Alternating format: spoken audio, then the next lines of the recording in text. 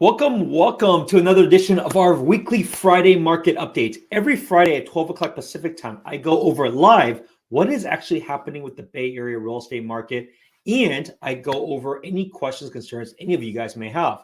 I also look at the data itself so that you can see visually what is actually happening. And it is a very competitive market right now. We'll get to the data momentarily, but let's go over the news of the week. San Francisco has 40,000 empty homes. Would taxing them help solve the city's housing crisis? I'm pretty torn about this. On one end, it's their money, right? Just because they have the money to do so and they don't want somebody living in their place, people shouldn't be forced to rent out homes. But you can see there's been these initiatives that have been happening across the entire globe. Vancouver, Oakland, looks like LA, Hong Kong, Toronto, a lot of these hubs. The fact is, a lot of people that live in these major hubs have plenty of money. So they actually have homes all over the place. And they don't want to let it being rented out while they're not there. So instead, they'll just leave it vacant. And it happened especially during COVID, right? The market wasn't very hot to sell the place, and they didn't have the need to sell the place. So why don't they just buy another place in Lake Tahoe, buy another place somewhere else in Florida, wherever it may be, and just find a new spot and keep their existing one? Eventually, they can decide, do they want to come back or not? So I'm pretty torn about this, right? Because on the other end, we all know what's been going on. It would be great for them to allow it to be rented out, allow people to use it. At the same time, it is their place. It's not like they're not paying property tax for it. They're still paying property tax a year. They're still paying their HOA dues if it's a condo. So it's a little bit mixed in terms of how I feel about this. But this is something that's been going on, especially with how general a lot of these cities are of trying to tax the rich. Then I don't see this may continue to happen, but we'll see what happens. But something to be mindful of. San Francisco has 40,000 empty homes. Pretty amazing. Big Pleasanton office complex lands buyer. Deal points to a wobbly area of prices. Silicon Valley development firms grabs 4-building office center. So what's interesting about this is that the purchase price of $78 million points to declining property values for these types of office buildings in that section of the East Bay. This has been going on actually for some time. So think about it. Most of the prime real estate continues, even after all this time, still is the San Mateo County, along with Santa Clara County. They have continued to do extremely well, continue to set record prices. However, companies are not wanting to just simply expand to other areas because they don't, quite frankly, need to. A lot of these companies that are doing these record deals, record profits, don't really look at corporate real estate as a cost, but look at corporate real estate as a driver for retention and for recruiting. And so for that reason, a lot of places that you have plentiful of land, Pleasanton, Tri-Valley, East Bay, especially in office space, there's no need for people to want to expand or go there. Instead of just going 45 minutes east, they might as well just go to Seattle, go to Austin, go to these other hubs altogether. So something to be mindful of. Follow the companies and how they're spending their money is very critical, especially if the return to work is going to happen again. Let's take another look at a couple of different corporate real estate deals. You have gene editing firm signs 85,000 square foot lease to relocate and expand in South San Francisco headquarters. Deal more than doubles firm's footprint in his home city at a time when life science real estate is hard to find in the Bay Area. So as I mentioned, prime real estate, in this case, San Mateo County, continues to double down, especially when it comes to life sciences. Next, Intuitive Surgical widens buying binge for Sunnyvale properties. 5-year shopping spree by medical tech titan tops $100 million. See, very different, right? You can see this over and over again. Prime areas, in this case, Sunnyvale, continues to be very, very robust. And Intuitive Surgical has done phenomenally well. So Silicon Valley is a big, very important for them to continue their growth, their research, their development. You can see their campus right now totals 1.21 million square feet. Welcome to the Bay. Welcome to the Bay. Now, homes are a little bit different, though. Bay Area's great migration is creating a mega region as residents move out, not away. That's what I've been saying for a long time now. Now, the question, and everybody will always have, is what does expanding out mean? When does moving out? For example, it could be Sacramento. It could be Tracy Mountain House. I mean, those houses are $900,000, $1 million already, too. It could be even further out, maybe even out to like Modesto, Stockton area, right? It could be outside. It could be Sonoma County. It could be Santa Cruz, Monterey County, right? So there's always all these interesting moves that people can do. And because money has been so plentiful for a lot of people, they could be secondary houses. They may not have needed to actually sell their place to move to a different one. So it'll be interesting to see as if people do return back to the office, if that does anything, or this may be the new normal. Another big winner, Dublin, one of America's fastest growing cities. But wait, I thought people in the Bay Area, nobody moves to anywhere in the Bay Area. And so you can see a new study shows Dublin as one of America's top 20 fastest growing cities.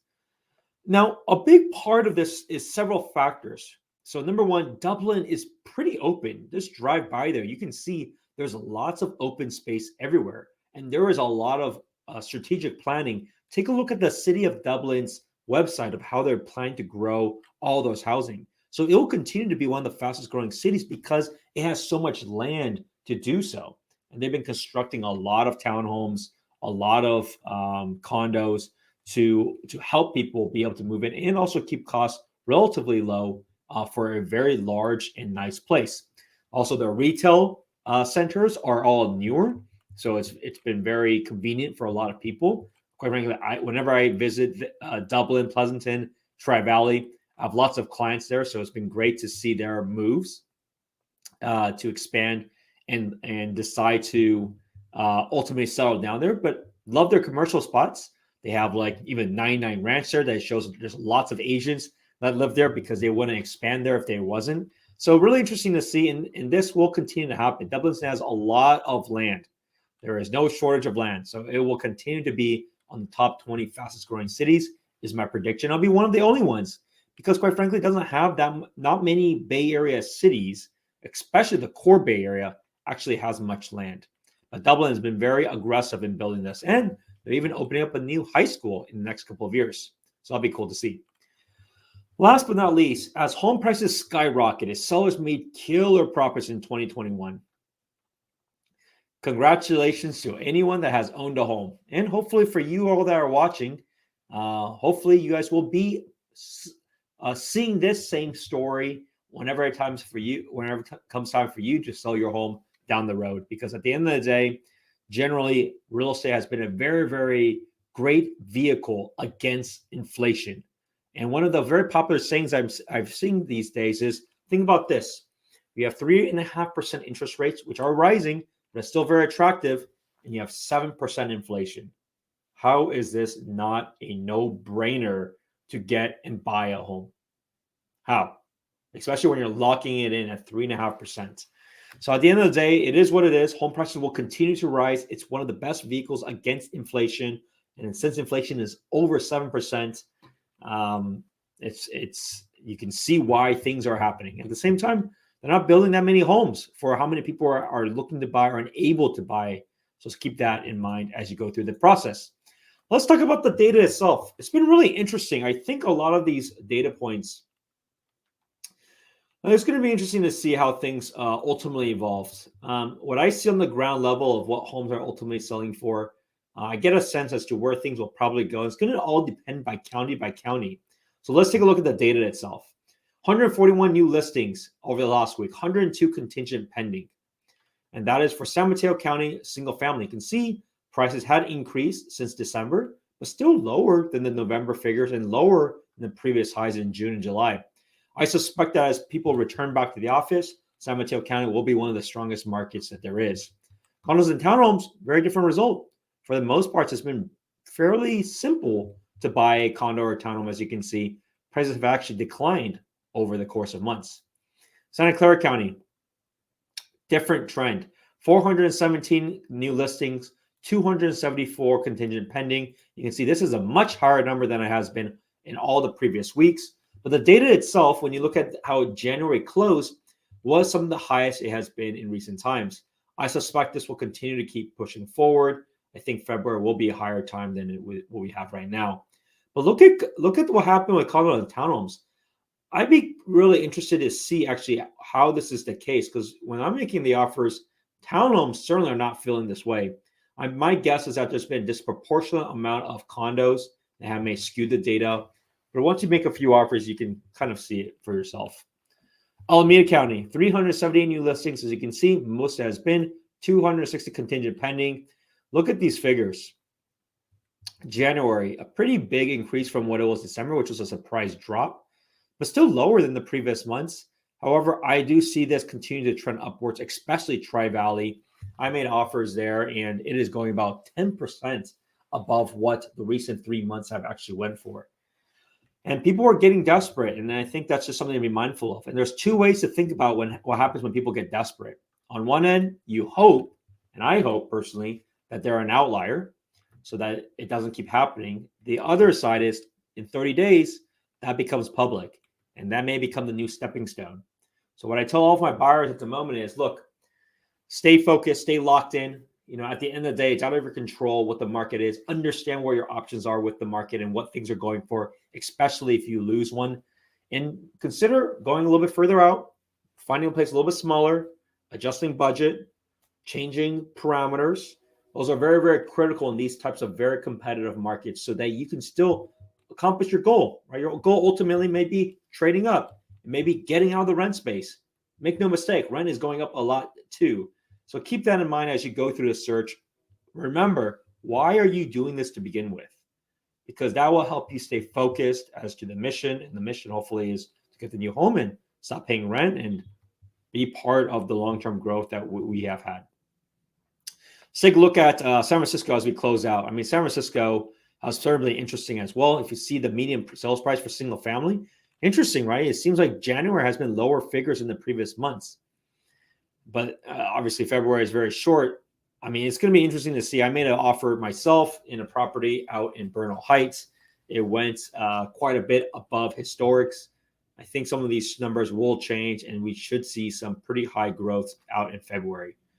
Or I'm just getting super unlucky. It was one of them. If you look at condos and townhomes, look at condos, right? January figures, look at how low it was. Condo-wise, not. I'm a little surprised of how low this is. I don't think that is a fair assessment. I think it just depends on what condos were being sold. But condos have certainly not been nearly as competitive. So something to be mindful of if you're out looking in San Francisco. And let's look at the last one, Contra Costa County. Contra Costa County single family, as you can see, has been very doable, right? Home prices have been relatively flat. Of course, it depends on where you're looking at. You can see condos and townhomes been relatively flat as well. So that gives you an idea, and that's actually the recap of the month.